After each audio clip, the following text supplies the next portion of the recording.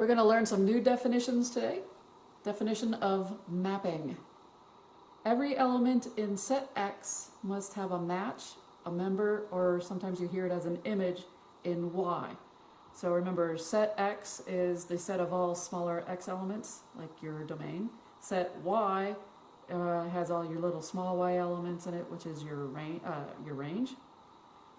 Mapping is not necessarily backwards, so it it might not be one-to-one. Notation, you got F colon X arrow Y is read as F is a function from X to Y, or more commonly as F is a function mapping X to Y, or as we say, this is a mapping from X to Y. A function F defined on X and taking values in Y. That's really what is going on. You have a function F defined on X and is taking those values in Y. X and Y have to be arbitrary, non-empty sets. They don't have to be arbitrary, but they better not be empty. F mapping X to Y is a rule such that for any given X belonging in X, we obtain a function value f of X, or answer, that lies in Y. Right now, this seems like a whole bunch of crap you don't understand. Now, imagine what students feel like when they first learn function composition. So, now that you know mapping, let's try to understand this. Let's look at an example. F mapping X to X cubed is nothing more than saying f of X equals X cubed. One more time, for those of you who are tutors, now you understand why students don't like function composition or understanding function notation. It seems foreign, and this is foreign to most of you. So F mapping X to X cubed, again, means f of X equals X cubed. I'm taking X, whatever value I have, and when I cube it, that's my range. In our class, we're going to be doing mapping. Again, you're going to have to love those ovals coming back into play all the time. This is T mapping V to W. V represents your domain, and capital V has little small v's in it. Okay, but now that we're in the area of linear algebra, we're talking mapping vector V. So capital V is made up of small vectors V, is mapping by a sum function T to the range, which is W. And W contains T of V, just like f of X. If this is X, your answer is f of X. We have vector V by a sum transformation, and we get our answer f of X. So T of V. T maps V onto W.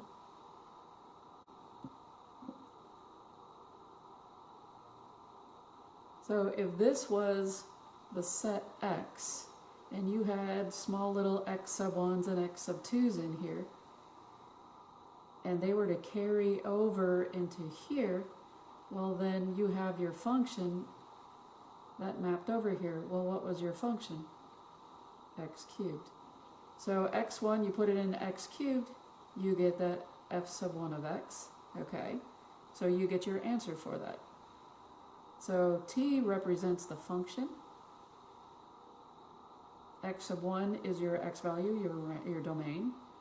You put it into here, your function, and then your output is f of X, better known as Y.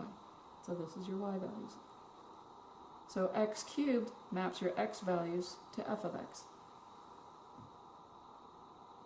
Let's do some mapping examples. A maps to D, B maps to E, C maps to F, D, don't care. This is set A, and this is set B. All right, so the arrows point towards the range. Usually it's set up as domain and range when you see the ovals. This does not represent a mapping, and why not? D in set A is not associated or mapped to anything in set B. Because D is the odd man out in our domain, he better be mapped. He's not mapped. He's not going anywhere. He needs to play. He's not playing well with others. This is not a mapping. Let's look at another mapping example. A goes to D, B goes to E, C goes to E, D goes to F. So again, our domain and our range. And we got to figure out, is it a mapping? Why is it a mapping? All the elements of A are associated or mapped to an element in set B. Domain is not repeated.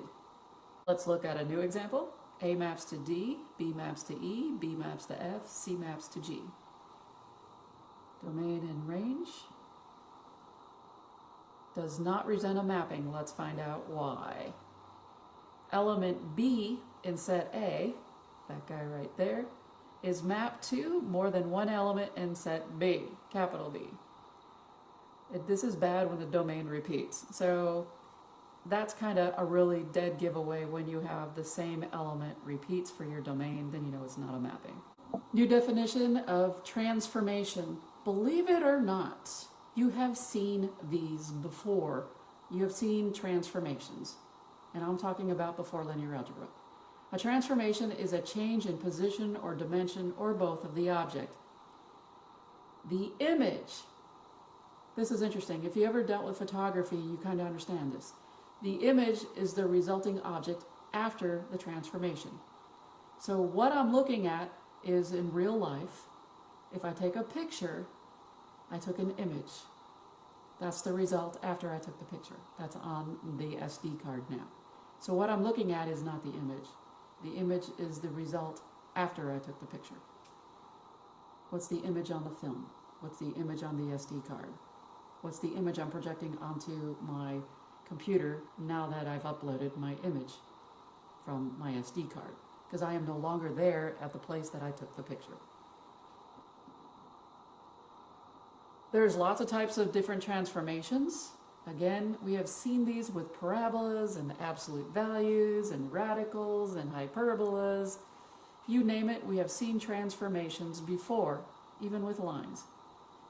What are they? Translations. Translations move each point of an object in the same distance and in the same direction. That way you have the same configuration, just at a different area of the graph. So it's the same image, it just moved somewhere else on the graph. Okay, can occur in any direction, no matter how you move the object. Let's take a look at some types of translations. So your absolute value may have been at the origin, and so a translation is, you're going to move it from the origin, and now your vertex is now at negative something down something. So hopefully that's like a -2 down 1. So a translation is nothing more than the same object moved. Same thing goes with this parabola. It moved up however many units. You can take this object here and move it completely, so long as you don't change any of the settings on the original object. Simply take it and move it. That's all there is to it. Next type of transformation is called a reflection. A reflection produces a mirror image of the object with respect to a line. The line at which the object is reflected is called the axis of symmetry. Now those can be different. You can have it with respect to, and you guys have seen this in Calc 2. Do you want to rotate it around y equals 2 or x equals 3? So you know how that works as far as spinning it around. But when in Calc 2, you are able to move your axis of symmetry around x equals 2. Now, I'm not saying that you're going to spin it in the x-axis or spin it around on the y-axis, but you did have an axis of symmetry a little bit dealing with that in Calc 3. So you can have an object that's a mirror image. So you can reflect it across the x-axis, you can reflect it across the y-axis, you can reflect it across the y equals x, y equals -x. And that's exactly what we're doing. It's a mirror image across the y-axis, y equals -x, y equals -x here as well. So you got to be careful as far as what they consider the axis of symmetry or what they want it reflected across. When we're in Math 102 or 095, I forget which one, we do reflect it across for even and odd points. be reflected across the x-axis, the y-axis, or the origin. Next type of transformation is a rotation. A rotation is where the object has been turned. The point at which the object is rotated is called the center of rotation.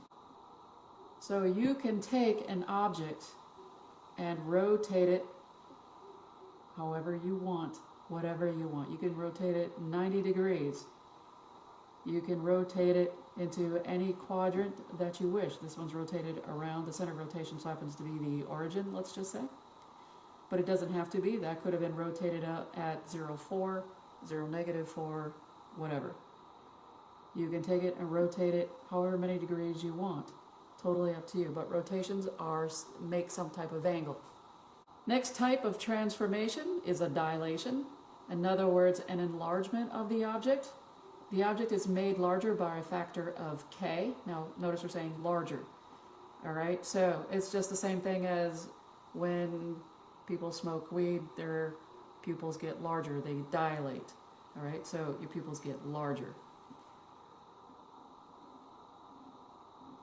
So here you have an example of when you have an object and you make it larger. Same thing goes, you got this. I don't really have to explain it to you. I'm pretty sure you guys understand what I'm saying. But you can also take this and make a contraction, which is, in other words, a reduction. So you can make an object smaller by a factor of k as well. So we could go backwards on this tiger and go backwards to a contraction, or you can dilate it. Contract it, dilate. Contract it, dilate. That's the different types of transformations that you see in mathematics.